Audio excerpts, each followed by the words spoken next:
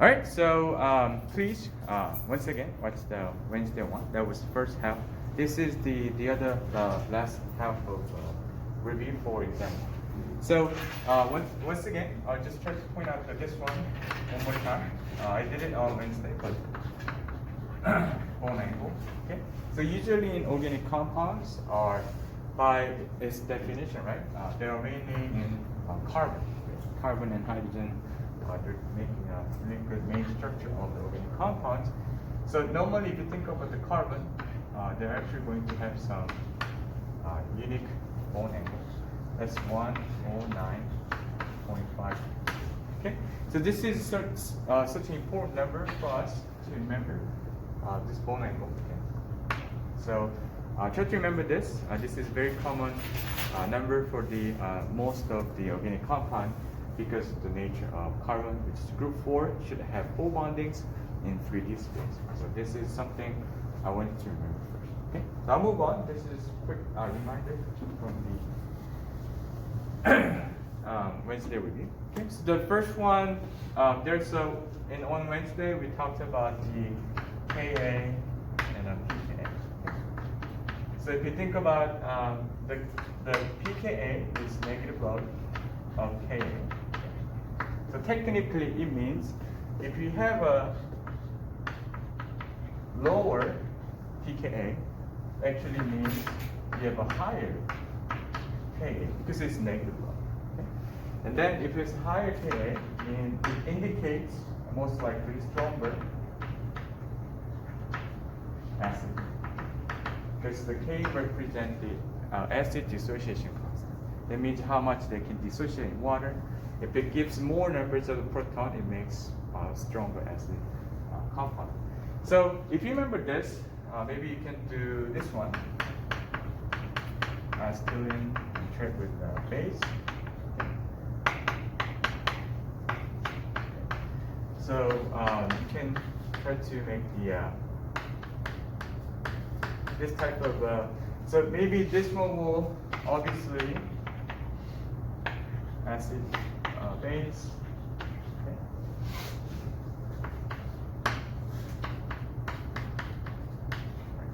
Okay. So maybe can you guys tell me which one will be conjugate base in X? The conjugate base in acid here. So this is one acid in this side, right? This comes to here. This will be conjugate base, okay? And this one will be conjugate acid here, okay? And one thing you need to remember is sometimes I might give you pK value. The water is about 15.74 approximately, okay? And this is about 25. So if you think about this type of acid and base, conjugate base and acid and so forth, what you can think of is pKa is lower, the stronger acid here. So here, this is water is a stronger acid than acetylene over here because it has a lower pK number. Okay, so that means you're going to see this reaction will shift to this way. Okay.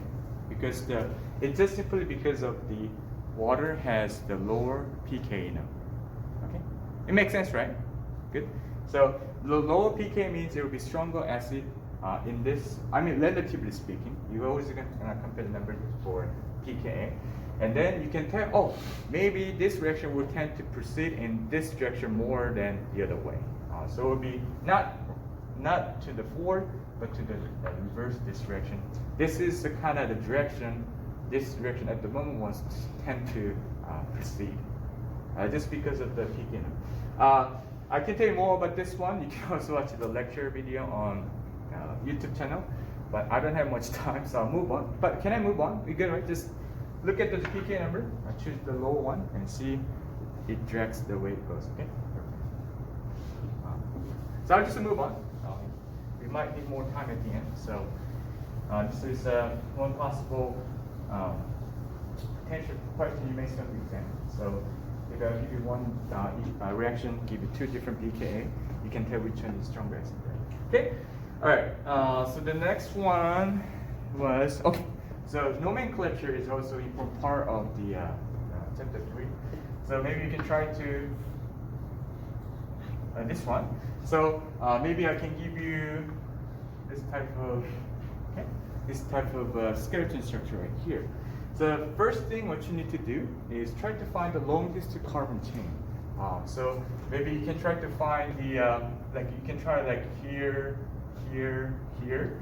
But once you find the longest carbon chain, which is probably over here, and try to count how many carbons you have over there. So it would be 1, 2, 3, 4, 5, 6, 7, 8. Okay. So that means you have a base, you have a suffix, you have a prefix, okay? But here you have a locum too. Okay? But the base is 8. The numbers of carbon, that's where you put the there. So it'd be all. Okay? This is something you I kind of want you to memorize. It's like a math, ethic, pro, build, pen and hex, oct, non, d, up to 10. This is something you may probably just naturally memorize as a base name here. But anyway, so there's no double single bond. So this is one of the thing we went over in chapter 3, which is alkane. So the amine, so it'll be octane. So now we know there's base and suffix now, but the problem is these two prefixes. So if this is only one carbon there, it's methyl group. If it is 2, we call this methyl group. It's simply saying what you did for the base. There's one carbon, it's a meth, but when you do this one for the prefix, you consider it as alkyl groups. So we didn't put YL instead of the ANE on here, methyl group here. So when you try to put those two, you're gonna put it in here, and also you need to put the numbers for this location of your prefix. So obviously, if you count the carbon from here, it will give you 3 and 4. If you count the carbon from here, 1, 2, 3, 4, 5, 6. So, and there are two scenarios possible, and you always go with lower or higher? Lower. Thanks, that's great. And now, just one more problem. How are we going to order the prefix here? Same, not same, but the alphabetical order is your case. So E comes first, right, in alphabetical order. So I'm going to put, this is 3 and 4, right? So I'm going to put 4,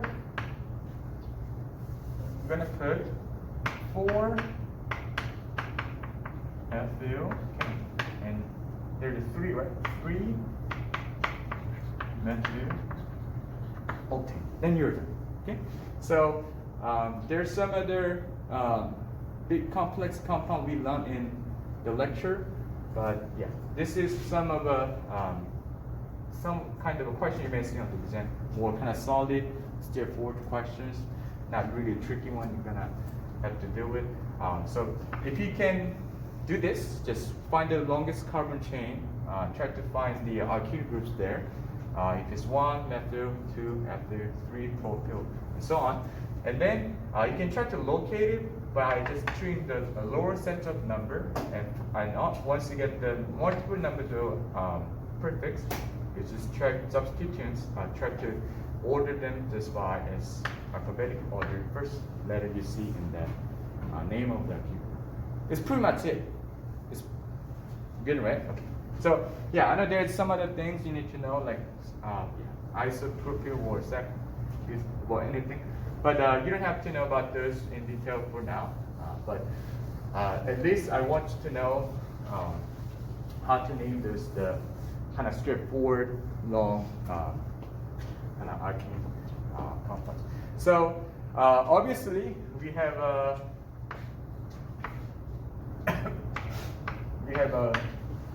so we have a ring structure instead of some like a linear structure, right? So maybe you can do this one. Okay. So I mean, you see this one. Hopefully, you see this one now. Even I don't draw all the hydrogens and carbons there, but you see. Sorry. So, first of all, when you see the aromatic compounds like this one, what you can do is try to count the numbers of carbon in the ring structure, which are what? The 5 carbons there, so it would be 10. Okay. But so there's no double bond, so I'm gonna put A and E as well. So it's pentane, but it's in the ring structure. We're gonna additionally cyclo. Okay, so this means it's a ring structure. It's not linear. Okay, cyclopentane now. But now also we have 3 substituting groups here. This is chlorine, it's a halogen group. Methyl, ethyl, we just saw just before the example here. So pretty much the same. You can just try to count the carbon from where you can find the lowest set of a number. So I'm gonna count the carbon from here. Okay. So you can get a 1, 2, 3. Okay. Okay. That is the lowest possible, the locants you can get for this one. So probably you can say 1. This is a chlorine, so what you can do, or bromine or so forth, you can do chloro and bromo. Means you're only going to take the core names of your element name, and you're going to put O, so it'll be chloro, that's 1. And here, what I'm going to do is, I'm going to not put the 2 right away. I'm going to put this one actually after this one. So it's not 2 methyl, but it's a 3 ethyl here. And then I'm going to put 2 methyl. Okay. And then now you can just copy that one again. Cyclo. Okay. Can you guess why I put 3 first, then 2? Because what? Perfect. There you go. So please don't be confused. Once again, it's the same rule applied here. Whenever you look at the name of the alkyl group or the halogen group, you have first letter. You're gonna order those ones in alphabetical order. So it'll be C and E and N. That's why I didn't do 1 chloro, 2 methyl. That'll be wrong. There'll be 1 chloro, 3 ethyl, and 2 methyl is the right way. Okay. So maybe some of you may think that, oh, why we wouldn't do this way then? This is just possible. Same here. Whenever you have a 2, same possible. Do you have a question?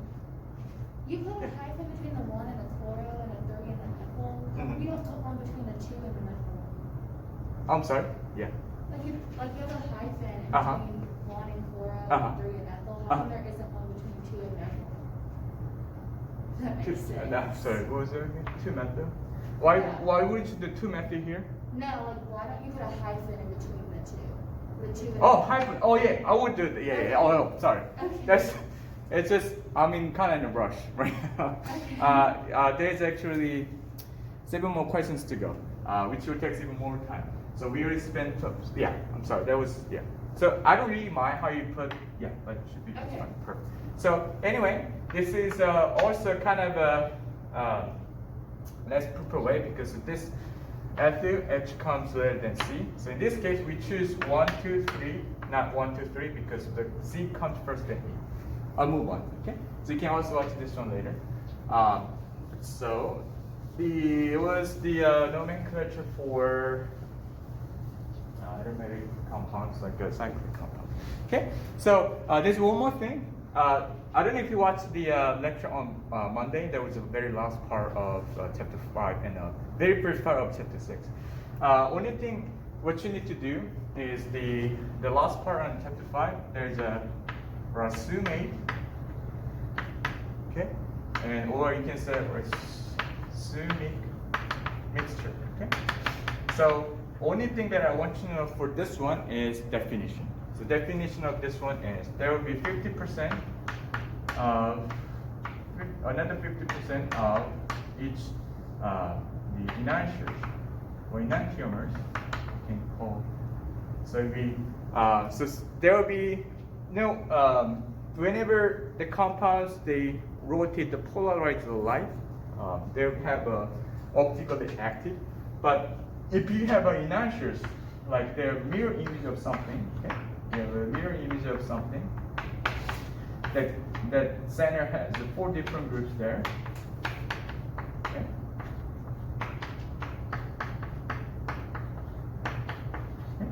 These two will have these two will be kind of behave optically opposite way. So if you mix this 50 together in a maybe container, if you shoot the light, the polarized light doesn't rotate because if you shoot the light here separately, they rotate it just the same degree but opposite directions. So if you mix these 50-50, when you shoot the light actually doesn't rotate because of this. They kind of cancel them each other. So this is what I want to know what it is. It's 50-50 of each enantiomers. Okay.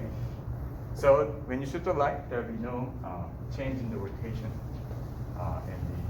and the. Am I too fast?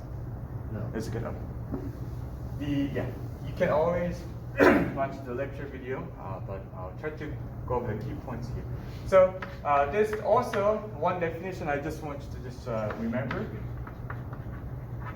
The propriority is very simple too. Whenever you have certain carbon, where you can find some this is one example. This is where you can find the carbonyl group, which carbon has making a double bond to the oxygen. But later, it can be easily substituted by hydroxyl group and hydrogen.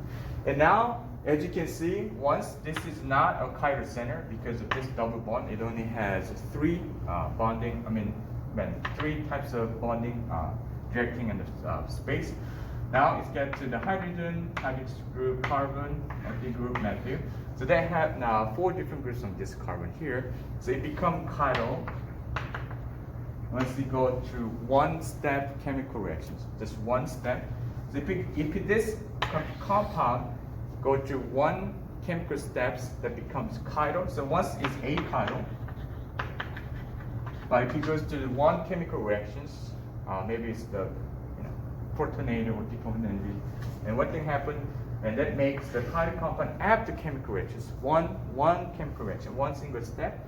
We call this, it's not yet chiral, achiral, but it can be potentially chiral later after one chemical reaction. We call this prochirality, or you can say prochirally center too. So that means it's not chiral yet, but potentially yes. Even one chemical step can change this one. That's it. All I want you to know for the exam is this definition, what it really means. That's what it means. Kind of makes sense, right? Yeah, we'll move on. So okay, I think we're on the good track. Perfect. All right. So the next one, okay. So we talked about this racemate or racemic mixture. What I mean really by the optical property is this one. So whenever you shoot the polarized light, you're gonna do the analyzer. You're going to shoot this polarized light through the sample. Okay. So maybe this will maybe rotate once it penetrates some length of the tube, which it was filled with the sample compound. So we call this path length. Okay. And also, it depends on how much time this light hit those compounds. So obviously, path length will matter because if it's longer, the light will hit more numbers of compounds to rotate more. But also what? Concentrations. If you have a highly concentrated sample in this tube, it also hit the more numbers of the compounds per unit path length anyway, right? So this is why whenever you shoot the light, you see the degree of change. Okay. Then if that is the clockwise, so it means like this way, that's positive. We call this dextro rotatory. Okay. because counterclockwise, if you rotate this way, when you look at that, it goes this way. So we put negative sign. We're gonna put this levo rotatory. Okay. So anyway, so if that is possible, we need to have some standard conditions. So let's say we have a certain standard condition. Let's say we have a 10 centimeter, which is equal to 1 decimeter. Okay? Let's try to use 1 decimeter for path length for standard conditions. And maybe concentration is maybe just 1 gram per mil. You can say 1 gram per centimeter cube sometimes, but you know it's the same thing from Jenkins 1. So anyway, if that is the case, maybe I can tell you in the example like this. If you have some compounds, okay, that has specific rotations, that is about negative 60 degrees. Okay, so I'll give you one example that I might want you to remember for your exam. So this is the equations.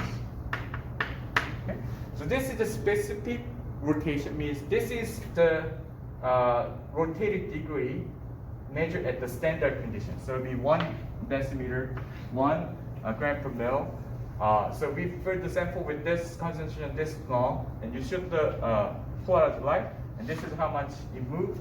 That's what it is. Okay, so it moved like here, okay? 16 here. So this is a 16 right here. This is what you had for observed rotation. So this is your condition. This is your condition. You don't know like how long path length you use, how much was the what was your concentration of the sample.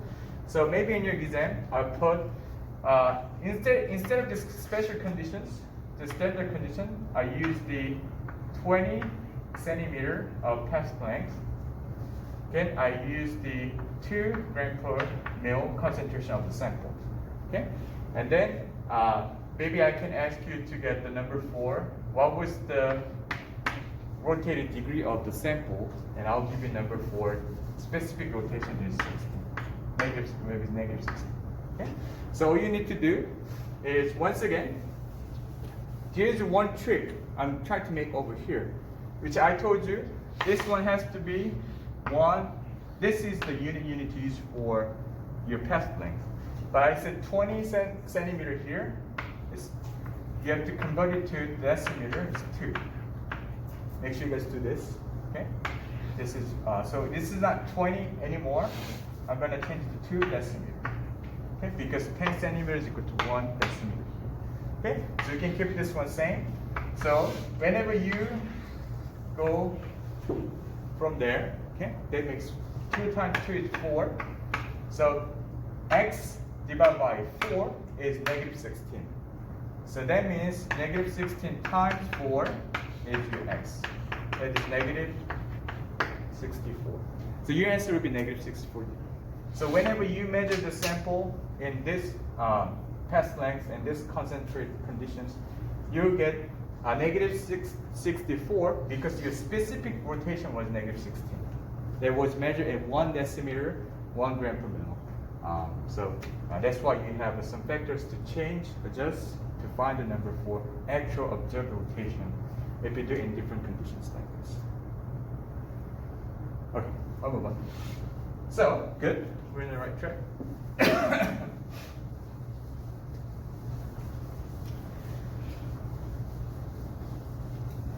Okay, and by the way, whenever you have a question after this, even though when we're done with the review, just you can ask me after class. Okay? So anyway, so let's go. Try to do the next one. Oh yeah, so there's some question I cannot miss is this one. If you have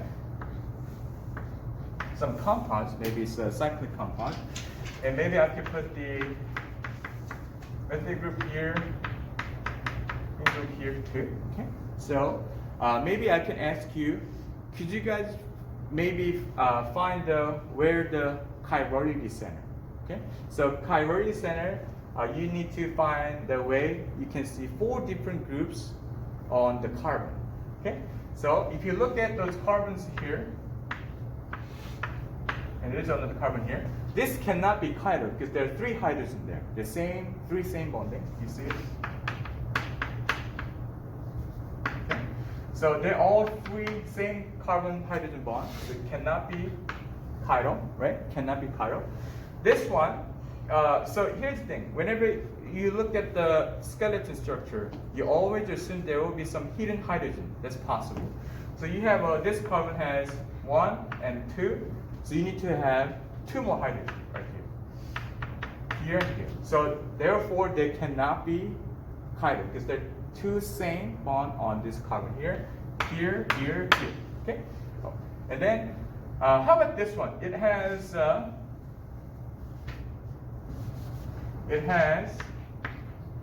methyl group on this carbon. Okay, and you have this 2 different R groups on this plane. Okay, you see they're different, right? So, and also there are 3 bonds. So you need to see this one, hydrogen there. Okay, so in this case, this one is indeed chiral center. Okay, same thing for this one. This one has a main group here, and if you look at this one in this way, there are 2 different R groups on this side, okay, and this side, right? And there's also hydrogen hidden over. So in here, you have 2 priority center here. Okay, so this will be on the exam. So I'll give you a random compound, and I want you to find where the priority centers and how many. I'll give you one more. I'll give you one more. So, okay. Where is the chiral center? I'll do now 2, 3, and 4. Where is it? 1, carbon 1, 2, 3, 4. Where is the chiral center? 2, yes, perfect, right? See, this is hydrogen group, right? Chloro. I mean, it's not methyl group, but this is 1 carbon, 2 carbons. They're different too, right? And where's what is hidden here? Perfect. This chiral center. Okay. So if I give you some compound looks like this one, where's the chiral center? 2. That's a good try, but this is tricky because you have the same R group on this carbon, so there's no chiral center. This is an achiral compound because those 2 are the same on this carbon. So this 1 carbon, 1 carbon, so these 2 are same, so it cannot be the chiral center because of the same 2 bonds. Okay, kind of makes sense, right? Okay. Alrighty, so try to find the carbon that has 4 different bondings. That's the main key you can try. Oh, so let me do one more. This is also kind of tricky. So maybe I can give you this one. Is this chiral center or not? If you remember what you just told you. So here's symmetry, here. So what's the problem? They're the same. Perfect. There you go. So for this one, it doesn't have chiral center either. Sounds good, right? Okay. So it could have been different if you didn't have other groups here. It could have been different, but it's not. Okay. So that's good. You guys doing well so far. Trust me. If you understand this one in one glance, I mean that means you guys doing really well so far. So the next one is whenever you have a methyl cyclohexane. Obviously, this one looks like this. Okay, but as we know, we need to know how to draw this one in chair conformation too. So it's pretty much the same. You're actually looking at this one from the top side of view, like here, top side of view. So this looks like this. Okay, looks like this. Okay, and then whenever you put this one over here, okay, maybe I can put it right here. And then you can also watch the lecture video again, but I'll tell you once more very quick. So you just need to do, so you see the parallel lines over here, okay? And also you do parallel line here, okay? You also see the parallel line here, parallel line here, okay? You see the up, up, down, down, down, okay? So this is something which you can do. So maybe we can say this one is the method group, okay? And then what you need to do is a ring flip. The ring flip means, as you can see, this is actually kind of like a chair. It's like a folded chair, okay? So if you do it, you can do it this way. Okay? Now you see those two, they go up and down because the single bond can always rotate, and this will go up and down too. Because the the alkane, the bonds, they can rotate in 180 degree, but still can go a little bit up and down because they're freedom of rotation. So if that is the case, this point right here is actually going to right here, which is this point right here. And if you look at this one here, this is still all carbon that has tetrahedral structure. So this is a 1, 2, 3, and 4. So this is upward axial position. Okay. This goes on along with some of this, some is similar on this plane is equatorial. There's the equatorial position. So this is one equatorial position for hydrogen, one axial position for the method here. Now a ring flip is heading down. So the heading down, that means there was one, now is once up will be up here. It's like kind of heading up, equatorial position. And now it was kind of down, equatorial position, and hydrogen will take you down, axial position right here. Because if you think about it as like a paper, you have one that heading this way, and goes one here. So this is the method and the hydrogen. And now you actually put it here. So hydrogen goes down, right? Methyl group goes up equatorial like this. Okay? So this is the link flip you may see from the methyl cyclohexane. And then here's the thing. Because of the Newman projection, they all filled with hydrogen. Okay? They also filled with hydrogen. Okay? So that means there are hydrogen also on axial position too. They're going to interact close to the hydrogen on this methyl group here. So this is what we call static strain. This is kind of a discomfort they're going to experience because of the size of a methyl group here. Okay? So to avoid this, they actually tend to be in equatorial position. So in this case, methyl cyclohexane will prefer to have this position than this one, because when they are in the axial position, they need to compete with all the other two hydrogen in axial position for space. They will cause a static strain. Static strain. Okay. So maybe if they're on the equatorial position, they don't have to do the script because they're kind of heading on this direction, right? So there won't be no much of the axial position like hydrogen will compete with the space now. So this is why they're going to prefer this form from this ring flip conformation change. Kind of makes sense, right? Kind of. Okay. So I'll move on. I don't have much time today, but let's try to do a little bit more complicated one. Okay. So maybe that was kind of okay. Okay. Kind of okay, right? So what about we have 1 and 2 dimethyl cyclohexane. So here's the thing. If it's a ring structure, you're going to have either cis and trans form because the ring also cannot rotate. You need to disconnect the ring to make it like a full rotation. But if you don't disconnect the ring, there's a limitation for moving up and down in here. So we had either cis and trans. So cis is you have the groups on the same plane, and the trans is the opposite plane. So for this one, I can show you. Okay, same. Okay. So maybe let's try the cis first. Okay, cis. So they are going to heading almost the same direction, right? So that means here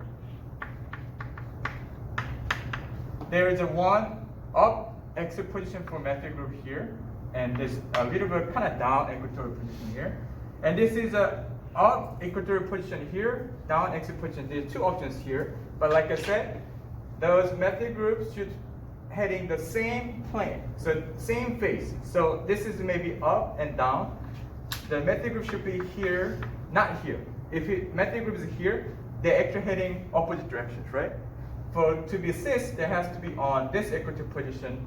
This is exit position over here. So they're not actually on the same direction. They're not heading same direction, but same plane, same face of the space. So this is hydrogen here. So if that is the case, you can also do the ring flip for this one, right? Okay. So maybe you can go. This one is up and there, so this will be here, right? You see this one, right? Here.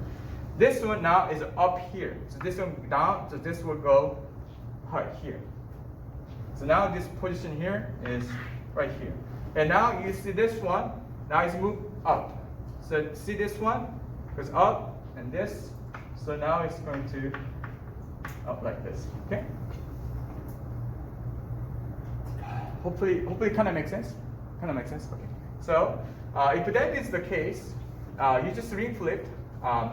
They're going to be this type of strain here. So you have up, up, up, down, down, down, right? So I'm gonna do the same here. Up, up, down, down, down.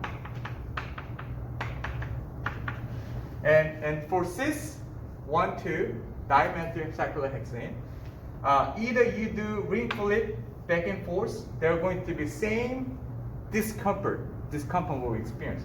So to make those two methyl groups heading same phase, either this one will heading axial position, or this one will have on the axial position either way. Okay, and the other one will be heading equatorial position like this one here. That means you're going to have also static strain from this axial position here, here. Okay, so there are going to be one methyl group experience the static strain. In each case, doesn't matter which way you go, and these two will also experience the gauge strain too. Okay, so there will be a little bit of a strain between these two, even though they're kind of in the almost the staggered conformation. But if you look at this one over here, this is what it looks like. So even though it's on the staggered conformation, it's not eclipsed, but they're still kind of close to each other because the two methyl groups kind of somewhere 90 degrees only away from each other. So we call this gauge conformation. So there will be very slight, very kind of somewhat discomfort there too. And here it's the same. These two will do also gauge interaction here, and also this will experience the straight strain from these two axial position hydrogen anyway. So for cis 1, 2 dimethyl cyclohexane, there's no preference. Either they do this one, ring flip, they will experience the same problem anyway. There's no preference. But I'm telling this so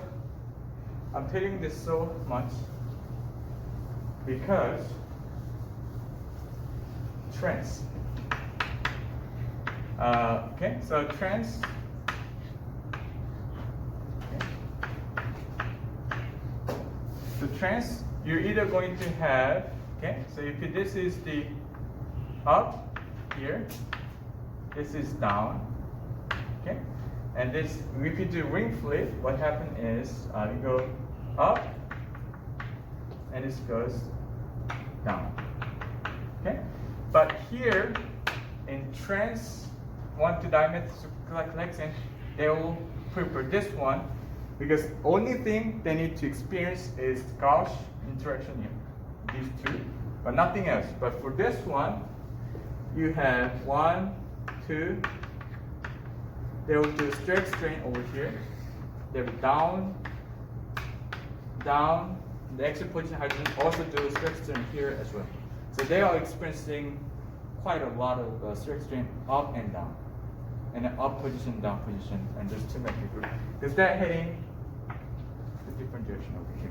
So for trans 1 to dimethyl cyclohexane, there is a proof form, which is this one.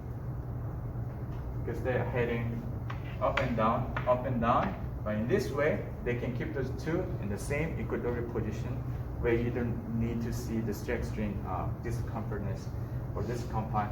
They always come to be at the most stable. Okay, I don't have time. I need to move on. But does it kind of make sense? Okay. You can always step by my office and probably help you in person. All right, so let's try to move on. I think we can somehow manage it on time. Okay, so there's one more thing. Once we talk about the trans and cis, I kind of want to know how to distinguish trans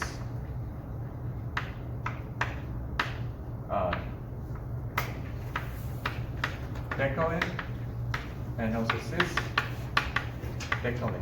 Okay, so decolin is one of the good example of a polycyclic compound. So we have actually put those two cyclohexane together in a row into the side, and the trans, like I said, it just means like it has one up, one is down on the bridge side, and the cis, this is trans.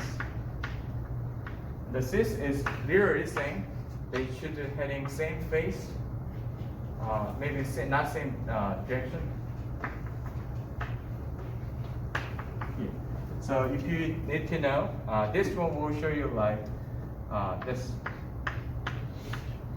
Okay. Okay. So in this way, they can go up and down. It's indeed going up and back. So it's trans. For cis, they have to heading same way. So what they do is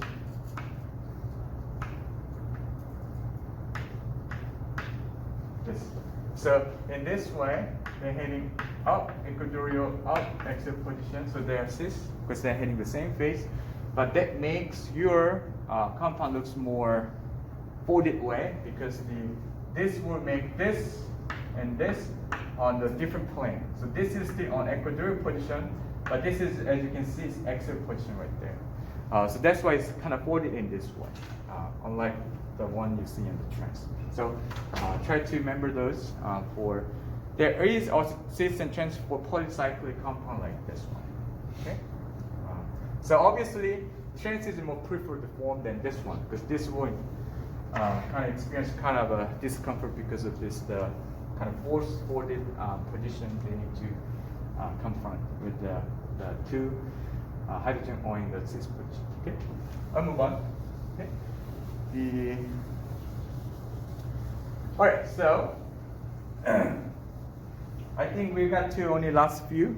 Okay, so there's one thing, remember, and I want you to know, enantiomers, okay, and maybe stereomers, okay, okay. So enantiomer simply means this one. Whenever you have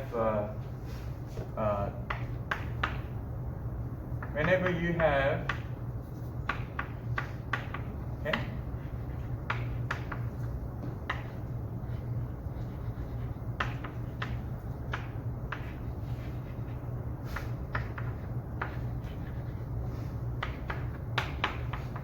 Whenever you have this compound, you have a two chiral center here, and this carbon because it has 4 different groups.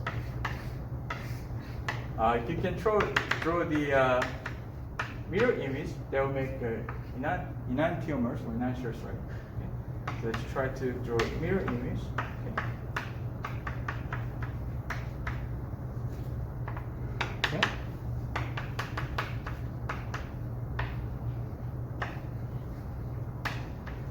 Okay. So here's the thing.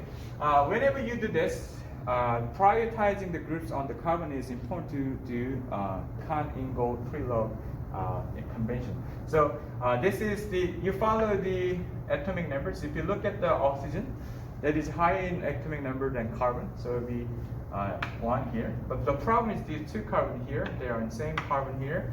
Then you need to go further from there to get the here, okay? So maybe you can do this one here, 2. Okay, so this is 2, 3, okay, and 4. Okay, so whenever you have this one, okay, so whenever you have this one, you can try to rotate it. Okay, and then whenever you see the hydrogen up front, okay, you can try to.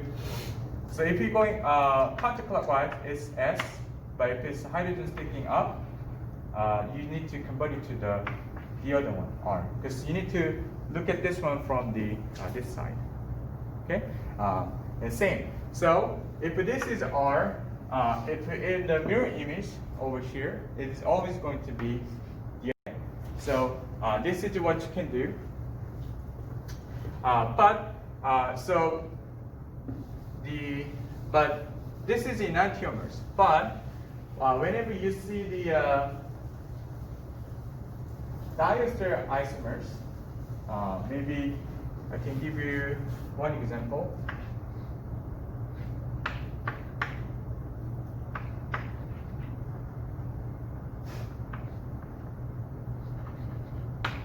Okay.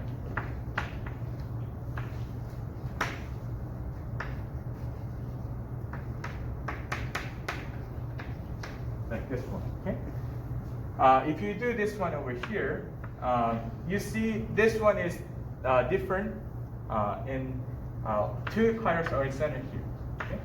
So obviously this will be the same on here, but this will be different. Okay? So if you look at this one over here, the chlorine is the lower in atomic number, the higher number than just 2 carbon here. Okay? This is methyl groups. So this will be number 1. This is the number 2, because this carbon has carbon, bromine, but this carbon has only 3 hydrogen. So the hydrogen, hydrogen, bromine, and carbon and hydrogen. So this is number 2, because this is higher than 8 hydrogen, hydrogen. And this is number 3, and this one has hydrogen. That is number 4. Okay. So in this way, you can go 1 to 2 to 3, so going R configuration. And now you have the hydrogen heading back to over here, so you can keep this one. It's not hydrogen. So you put the least priority group at the back. You're looking at from the you confront the direction of 1, 2, 3. It's just the way it is. So it'll be R. So this will be same R here because it's the same. But if you look at this one,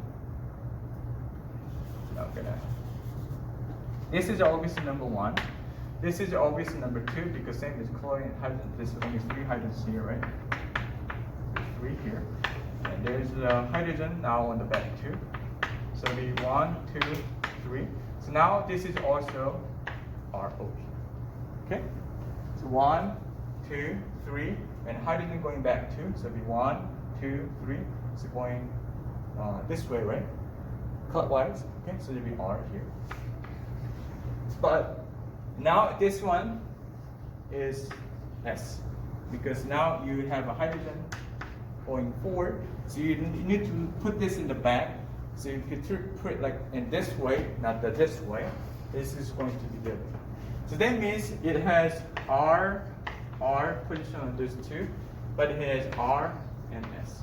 So if they are only one different RS conformation on Kairos, there are numbers, there R, R, RS. So this is different, right? So there is a different chiral center among those two. You can say they are diastereomers. But if they are totally opposite in every chiral center, you can call this enantiomers.